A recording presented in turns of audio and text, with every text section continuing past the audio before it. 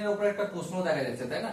ত্রিকোণমিতি চ্যাপ্টারে এই কোশ্চেনটা আমরা পড়বো, বুঝবো এবং তারপর অঙ্কটা করবো। কি বলেছে দেখো, যদি sin 18 degree equal to √5 minus 1/4 হয় তবে cos 18 ডিগ্রি সমান কত?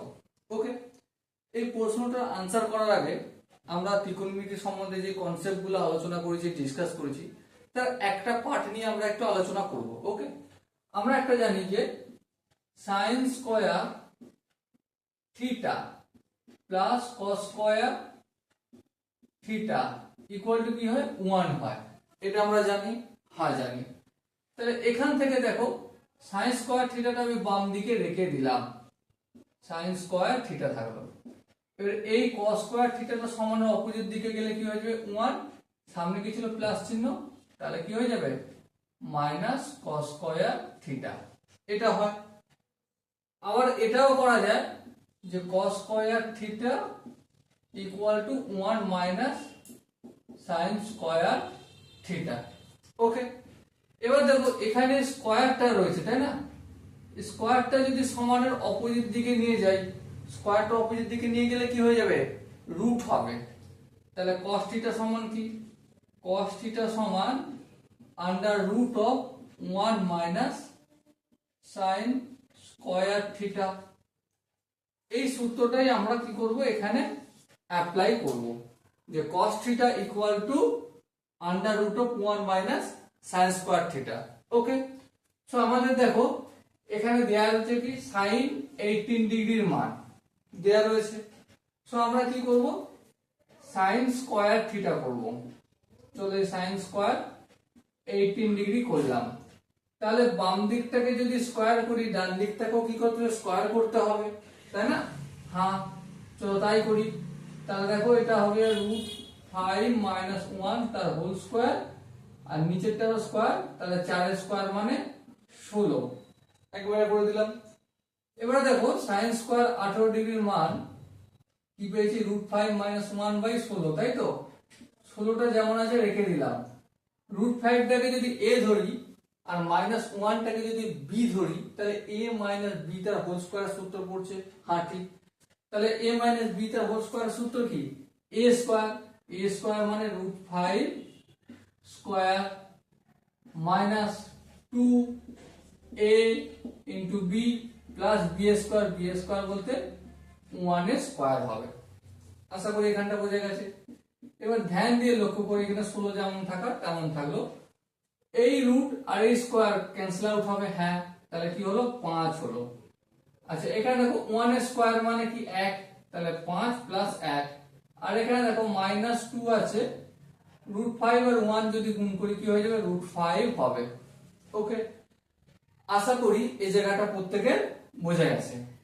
এরপর দেখো 5 আর 1 যোগ করলে কত হয়? 6 হয়।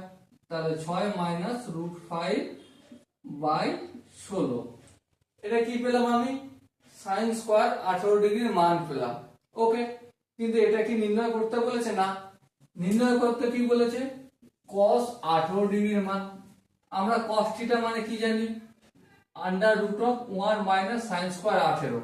এটাই তো? হ্যাঁ, তাহলে অতএব cos 18 ডিগ্রি সমান কি লিখতে পারি? cos 18 degree equal to 1 minus sin square 18 degree, কিন্তু এই পুরোটা রুটের ভেতরে। ওকে, এবার দেখো মানটা পুট করব। 1 মাইনাস, আচ্ছা এখানে দেখো sin স্কয়ার 18 এর মানটা কি জানি? হ্যাঁ, কত? 6 মাইনাস 2√5/16। ওটাই পুট করে দিই এখানে। 6 মাইনাস 2√5/16 পুট করলাম। আশা করি এখানটা প্রত্যেকের বোঝা গেছে। এবার দেখো 1 এর নিচে নাই কিছু নেই, মানে 1 আছে। তাহলে 16 আর 1 এ, আচ্ছা রুটের ভেতরে এটা 1 আর 16 লসাগু কত? অবশ্যই 16 হবে। তাহলে 16 হলো। 16 কে এই 1 দিয়ে ভাগ করলে 16 হবে ভাগফল, সেটাকে লব দিয়ে গুণ করলে 16 1 কে 16, তাহলে 16। এবার দেখো এটা মাইনাস আছে, তাই তো? তাহলে এখানে মাইনাস লিখলাম। 16 কে 16 দিয়ে ভাগ করলে কি হবে? 1 হবে। এবার 1 কে এই লবটা দিয়ে যদি গুণ করি ওটাই হবে, কিন্তু যেহেতু এখানে মাইনাস আছে তাই এর সাইন গুলো চেঞ্জ হয়ে যাবে। যেমন 6 এর আগে ছিল প্লাস, এটা মাইনাস হয়ে যাবে, এই মাইনাসটা কি হয়ে যাবে প্লাস হয়ে যাবে 2√5। ওকে, আশা করি এই জায়গাটা প্রত্যেকে বোঝা গেছে। এবার ধ্যান দিয়ে লক্ষ্য করো, পুরোটা রুটের ভেতরে আছে, নিচে 16 আছে, ঠিক আছে। 16 থেকে যদি 6 বিয়োগ করি কত হবে, অবভিয়াসলি 10 হবে, 10 হলো, প্লাস 2√5 যেমন থাকা তেমন রেখে দিলাম। আর একটা লাইন কষ্ট করে একটু করে নিই, কি করব দেখো, এখানটায় করছি, দেখো এই 16টা ডিভাইডেড বাই আছে তো, হ্যাঁ এটা কি করছি আমি বাই 4 লিখে দিচ্ছি, 16 পরিবর্তে 4 লিখছি। আর এই রুটটা নিচে তো ছিল উপরেও ছিল বোধ জায়গাতেই, কিন্তু এখন কি করছি শুধু উপরে লিখছি। তার মানে আমি এখানে কি করলাম কমেন্ট সেকশনে জানা। দেখো এই যে 16টা ছিল, 16 মানে কি 16টা রুটের ভেতরে ছিল, তাই না। রুটের বাইরে যদি বের করি তাহলে কি হবে 4 গুণিতক 4, তাহলে দুটো 4 থেকে একটা 4 বেরিয়ে আসবে। সেম কাজটা আমি করেছি, সো এটাই হবে আমাদের answer. So dear student, I hope তোমরা এই কোশ্চেনের প্রতিটা স্টেপ বুঝতে পেরেছো। যদি কোনো স্টেপ বুঝতে অসুবিধা থাকে, কনফিউশন থাকে, তাহলে দেখা হচ্ছে পরবর্তী সেশনে। ততক্ষণ পর্যন্ত ভালো থেকো, সুস্থ থাকো এবং জয় হিন্দ।